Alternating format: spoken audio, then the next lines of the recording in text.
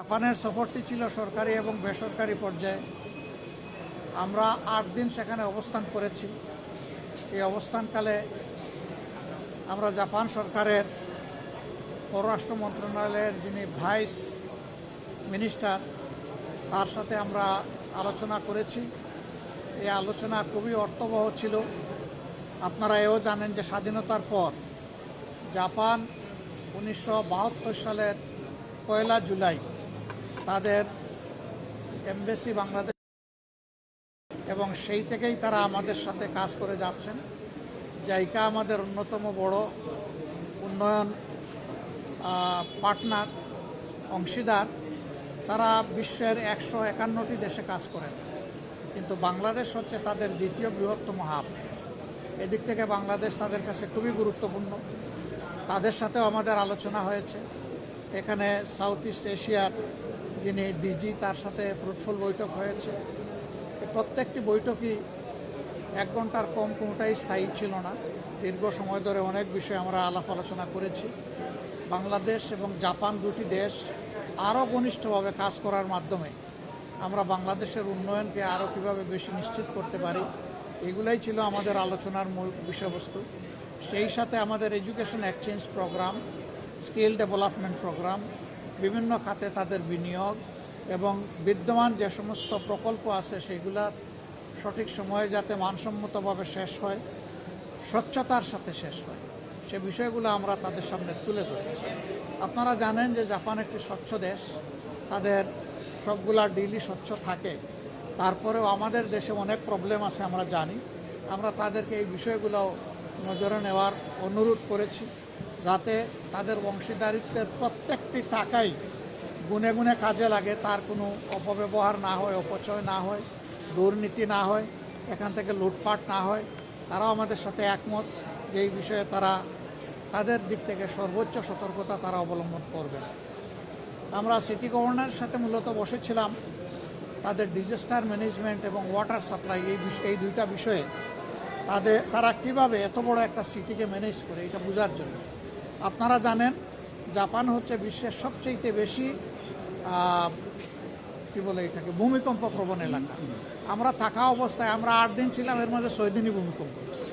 এরকম একটা দেশের নাম হচ্ছে জাপান। সেই জাপান কিভাবে তাদের এত বড় ইনফ্রাস্ট্রাকচার ম্যানেজমেন্ট করে, এটা আমাদের বিশাল কিউরিওসিটি ছিল। সেই বিষয়ে অনেক কথা তাদের সাথে হয়েছে। আশা করি দেশের ভবিষ্যতে উন্নয়নে এগুলা কাজে লাগবে ইনশাআল্লাহ। এরপরে জাইকার সাথেও মিটিং হয়েছে। তাদের আরও সামনে অনেকগুলো বড় প্রকল্পের চিন্তা আছে। আমরা তাদেরকে বলেছি যে শুধুমাত্র আরবান ডেভেলপমেন্ট নয়, শহরে অবকাঠামো নয়, বরঞ্চ গ্রামীণ অবকাঠামো উন্নয়নেও তারা যেন ভূমিকা রাখতে পারে, যাতে আমাদের দেশে একটা সমান্তরাল ইউনিফর্ম একটা ডেভেলপমেন্টের পরিবেশ সৃষ্টি হয়। এরপরে আমরা অন্যতম একটা বড় দাতা সংস্থা, এটা বিশ্বের 3য় বৃহত্তম দাতা সংস্থা, যারা বাংলাদেশে 2টা অঙ্গনে কাজ করে। একটা লেপ্রোসি নির্মূলে কাজ করে, আরেকটা তারা আমাদের রোহিঙ্গাদের মধ্যে কাজ করে। রোহিঙ্গা শরণার্থী যারা আছেন, বাসাঞ্চলে তাদের কাজ আছে, কুপিয়া এবং টেকনাফে তাদের কাজ আছে, আর সারা দেশে তাদের লেপ্রোসির উপরে কাজ আছে। তো এই বিষয়গুলো নিয়ে তাদের সাথে আমাদের ডিটেলস আলোচনা হয়েছে। তারা ক্লাইমেট চেঞ্জের, জলবায়ু পরিবর্তনের যে আমরা ওয়ার্স্ট ভিকটিম হয়েছি, এই ক্ষেত্রেও তারা অনেক কাজ করতে চায়। তারা একটা পরিবেশ চায়। আমরা তাদেরকে নিশ্চিত করেছি যে আমরা সরকারি দলে না বিরোধী দলে, এটা বড় কথা না। আমরা আমাদের দেশকে ভালোবাসি, আমরা আমাদের দেশের উন্নয়ন চাই। তোমরা আসো, আমরা সবাই মিলেই তোমাদেরকে উপযুক্ত পরিবেশ দিব, যাতে তোমরা সুন্দরভাবে কাজ করতে পারো। এর বাইরে আমরা নাগুয়া নামের তাদের একটা বড় শহর আছে, 2য় বৃহত্তম শহর। সেখানে মূলত তাদের মোটর ইন্ডাস্ট্রিগুলো ওখানে আছে। এটাকে বলা হয় টয়োটার রাজধানী। তা আমরা সেই জায়গায় গিয়েছি, ওগুলো দেখার বোঝার চেষ্টা করেছি, এবং সেখানকার বাংলাদেশি কমিউনিটির সাথে আমরা মত বিনিময়ে মিলিত হয়েছি। তাদের সুখ দুঃখের কথা শুনেছি, দেশকে নিয়ে তাদের প্রত্যাশা, ভাবনা, স্বপ্নের কথা শুনেছি। তারা কি চায় সেটা আমরা বোঝার চেষ্টা করেছি। এরপরে আমরা গিয়েছি ইতিহাসের এক করুণ সাক্ষী হিরোশিমা দেখতে। সেখানে মিউজিয়াম দেখলে আসলে এখনও চোখের পানি ধরে রাখা যায় না। বিষয়টা এতই মর্মান্তিক ছিল। সেখান থেকে বিশ্ববাসী কী বার্তা নিতে পারে, আমরা কি বার্তা নিতে পারি, সেগুলো ছিল আমাদের বোঝার বিষয়। তো যেখানেই আমরা গিয়েছি, সরকারি আধা সরকারি স্বায়ত্তশাসিত জাপানের সবগুলা সংস্থাই আমাদেরকে আন্তরিকভাবে তারা অভ্যর্থনা জানিয়েছে এবং সহযোগিতা করেছে। আমরা লক্ষ্য করেছি একটা জিনিস, যে বাংলাদেশকে নিয়ে তাদের বিপুল প্রত্যাশা আছে, কিন্তু আবার তাদের একটা সতর্কতার বা আশঙ্কার জায়গা আছে যে তারা কি নিরাপদে সুন্দরভাবে তারা যেমনটা চায় স্বচ্ছভাবে কাজ করতে, সেটা তারা পারবে কিনা। এই জায়গাটা বাংলাদেশের এখন নিশ্চিত করার দায়িত্ব। বর্তমানে সরকারে যারা আছেন তাদের প্রতি আমাদের আহ্বান থাকবে, অবশ্যই সরকারেরই দায়িত্ব হচ্ছে দেশকে এগিয়ে নেওয়া। আমরা যারা সরকারের বাইরে আছি, আমাদের দায়িত্ব হচ্ছে ন্যায্য কাজে সরকারকে সহযোগিতা করা, সরকার ভুল করলে তাকে টান দিয়ে ধরার এবং তাদেরকে সংশোধন করে দেওয়া, প্রতিবাদ জানানো। সরকার যদি ভালো কাজের উদ্যোগ নেয়, তাহলে আমরা বরাবর বলে আসছি, বিশেষ করে সংসদে গিয়ে প্রথম দিনই বলেছি, শেষ দিনও বলেছি, যে আমরা সরকারের সকল ভালো কাজের সহযোগিতা করব। কিন্তু দেশের কোনো ক্ষতি যদি হয়, আমরা নীরবে বসে থাকবো না, অবশ্যই আমরা আওয়াজ তুলব, প্রতিবাদ করব, প্রয়োজনে আমরা প্রতিরোধ গড়ে তুলব। এটি হবে একটা দায়িত্বশীল বিরোধী দল হিসাবে আমাদের। তা আমরা একটা জিনিস লক্ষ্য করেছি, যে জাপান বাংলাদেশকে নিয়ে অনেক চিন্তা করে। তারা একটা কথা বলেছে, যে বর্তমান সংসদটা অতীতের গতানুগতিক সংসদের একটু ব্যতিক্রম আমাদের কাছে মনে হচ্ছে। তোমরা যেমন একদিকে প্রতিবাদ করছো, আরেকদিকে তোমরা সহযোগিতাও করছো। এইভাবে যদি তোমরা তোমাদের দেশকে ভালোবাসো, তাহলে আমরাও তোমাদের প্রতি ভালোবাসা বাড়িয়ে দেব। এটা কিন্তু তাদের একটা অত্যন্ত মজবুত বার্তা এই দেশ এবং জনগণের জন্য। আপনারা দোয়া করবেন এখানে। হ্যাঁ, ইয়েস, আমরা তাদের সাথে আলোচনায় তারা কি কি করতে পারে, অনেক বিষয় নিয়েই তাদের সাথে আলোচনা হয়েছে। এর মধ্যে একটা বিষয় ছিল, আমাদের দেশে আপনারা জানেন যে বিপুল সংখ্যক ক্যান্সারের রোগী আছে। তাদেরকে বাংলাদেশে আমরা ভালো চিকিৎসার ব্যবস্থা এখনও করতে পারিনি। আমাদের 2-1টা ক্যান্সার হসপিটাল ডেডিকেটেড যেগুলো আছে, এগুলো এনাফ ইকুইপ না এবং সেইভাবে স্কিলড না, যার ফলে বিপুল সংখ্যক রোগীকে অনেক কষ্ট স্বীকার করে বিদেশের মাটিতে যেতে হয়। আর যাদের বিদেশে যাওয়ার সামর্থ্য নাই, তারা দুকে দুকে মৃত্যুর দিকেই ঢলে পড়ে। আমরা এই ক্ষেত্রে তাদেরকে অনুরোধ করেছি যে ফিজিবিলিটি স্টাডি করে, তারা ইনভেস্টমেন্ট বেসিসেও হতে পারে, আবার ফিলান্থ্রপিকও হতে পারে, যেভাবেই হোক তারা যেন আমাদের দেশে মানসম্মত বড় মাপের একটা ক্যান্সার ইনস্টিটিউট এবং হাসপাতাল গড়ে তোলে। শুধু হাসপাতাল হলে আমাদের লোকরা জানার সুযোগ পাবে না, কিন্তু এটা যদি ইনস্টিটিউট হয়, তাহলে হাইয়ার স্টাডির দরজা খুলে যাবে, আমাদের আরও কিছু স্কিল লোক তৈরি হওয়ার একটা ব্যবস্থা হবে।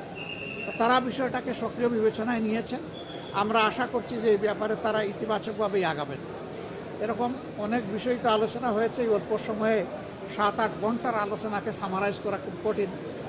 আমরা আগেই সিদ্ধান্ত নিয়েছিলাম, ফেরার পথে আমরা থাইল্যান্ডে ঢুকবো। থাইল্যান্ডে আপনারা জানেন যে আমাদের জুলাই যোদ্ধাদের একটা অংশ এখন আছে 64 জন, আগেই সংখ্যাটা আর একটু বেশি ছিল। কেউ 1 বছর, কেউ 10 মাস, কেউ 11 মাস, এই সময়ব্যাপী তারা ওখানে চিকিৎসাধীন আছে। আমাদের একটা নৈতিক দায়বোধ আছে, একটা নাগরিক দায়িত্ব তাদের উপর আছে, একটা রাজনৈতিক অঙ্গীকার আছে। আমরা সেই অঙ্গীকারের মানবিকতার জায়গা থেকেই তাদেরকে দেখতে গিয়েছিলাম। আসলে তাদেরকে এখনও দেখলে খুবই খারাপ লাগে। একজনের পায়ের 4 ইঞ্চি, 6 ইঞ্চি, 8 ইঞ্চি হাড্ডি নেই, শুধু গুস্ত আর চামড়া ঝুলে আছে। অনেকে প্যারালাইজড হয়ে গেছে, অনেকের বডি শুকিয়ে গেছে। একটা ছেলে, তার বাবা এসে বলল যে আমার একমাত্র ছেলে খুবই খারাপ অবস্থা, না দেখে যাবেন। ওখানে একটা হাসপাতালের 7, 8 এবং 9 তলা পুরোপুরিভাবেই এ রোগীদের জন্যই নেওয়া হয়েছে। সরকারের দায়িত্বভার গ্রহণ করেছে, ইন্টিরিম সরকারের সময় তাদেরকে প্রেরণ করা হয়েছে। এমবেসি থেকে লোকও নিয়োগ আছে, কিন্তু এই লোকরা তো চাইলেও কিছু করতে পারবে না। এমন কিছু কেস আছে, এগুলার কোনো জবাব নাই। এমন কিছু ঘটনা আছে, এগুলার কোনো রিমিডি নাই। তারা কিন্তু এই অবস্থায় হয়তো দেশে ফিরবে। এর মাঝে একজন, সে বলল যে 1 সপ্তাহের ভিতরে আমার এই পাটা কেটে ফেলবে।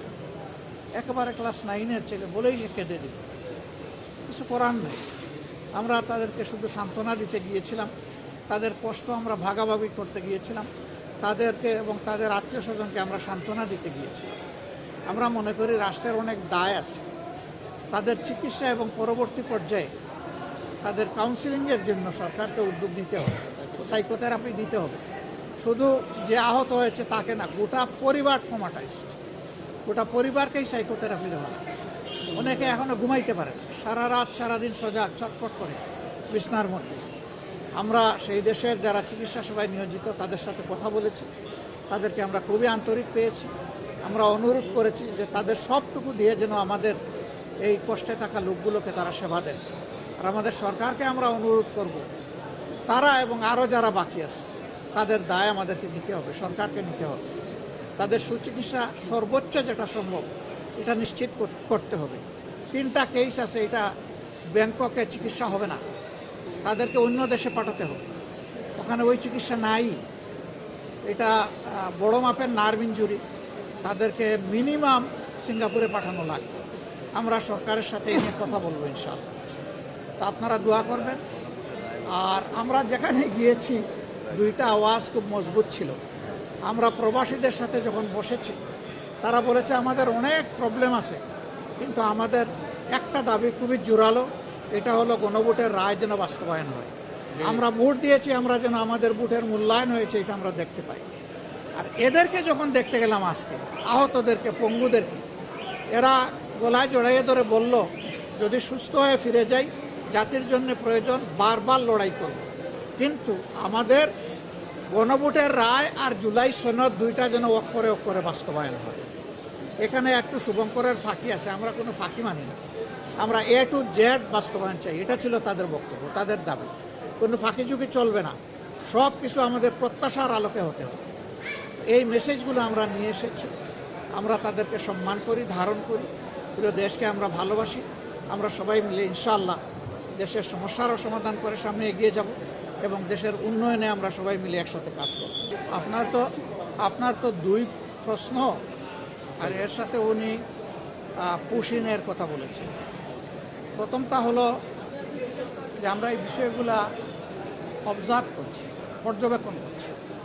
আমরা পর্যবেক্ষণ করে এই ব্যাপারে প্রতিবেশী দেশ হিসেবে আমাদের যেটা করণীয় সেটা আমরা করব। 2 নম্বর হচ্ছে যে এটা পশ্চিমবঙ্গ কেন, দুনিয়ার যে কোনো জায়গায় যদি কোনো নিরীহ মানব গোষ্ঠীর উপর কোনো ধরনের জুলুম করা হয় আমরা তার বিপক্ষে। এটা যদি এমনও হয় যে এমন কোনো দেশ আছে, গোষ্ঠী আছে যাদেরকে আমরা ভালোবাসি না, যারা আমাদের ক্ষতি করেছে, কিন্তু এখন তারা মজলুম, এই মজলুম যেখানে গেছে আমরা মজলুমের পক্ষে, এটাই আমাদের অবস্থা পরিষ্কার। 2 নম্বর হচ্ছে ইসলাম ধর্মকে সেখানে আইডেন্টিফাই আলাদা করা হবে কেন? তাদের দেশের তো সংবিধান হলো ধর্মনিরপেক্ষ সংবিধান। সেই দেশে সকল ধর্মের মানুষের তার ধর্মীয় অধিকার, তার নাগরিক অধিকার ভোগ করার পূর্ণ এখতিয়ার আছে।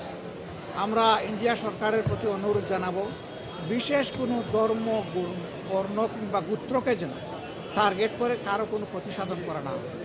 আমরা এটা তাদের প্রতি আহ্বান জানাবো। আর পৌঁছিনের যে বিষয়টা বলেছেন এটা আরও যাচাই বাছাই করে যদি সেই রকম কোনো বিষয় আমাদের সামনে আসে, আমাদের ভূমিকা আপনারা দেখবেন ইনশাআল্লাহ। আমরা কোনো অন্যায়ের ব্যাপারেই নীরব থাকবো না। প্রতিবেশীকে আমরা সম্মান করি, কিন্তু কোনো প্রতিবেশী আমাদেরকে অপমান 1 মাস পরে হবে, এখন কি বসে থাকবো আমরা? হ্যাঁ, এখনও আমরা এই সমস্ত বিষয়ে অবশ্যই জনসচেতনতা, প্রতিবাদ এবং সরকারকে তার দায়িত্ব পালনের জন্য আমরা চাপ দেবো, এটা আমাদের দায়িত্ব। সরকার এখন বেশি পলিটিসাইজ হয়ে গেছে, এখন পলিটিক্যাল জায়গাগুলো দখল করার কাজে ব্যস্ত থাকলে তো এই সময় হবে না। এই সময় দেশের মানুষের নিরাপত্তাকে আগে নিশ্চিত করতে হবে। তা আমরা সরকারের প্রতি আহ্বান জানাবো, এখানে হলো 5 জন, তারপরে আরও কোন জায়গায় জানি, এটা বোধহয় ইয়েতে এই নোয়াগাঁয় হলো 4 জন, চিটাঙ্গেলেও 3 জন, সব গোলাকাটা। এগুলা কি?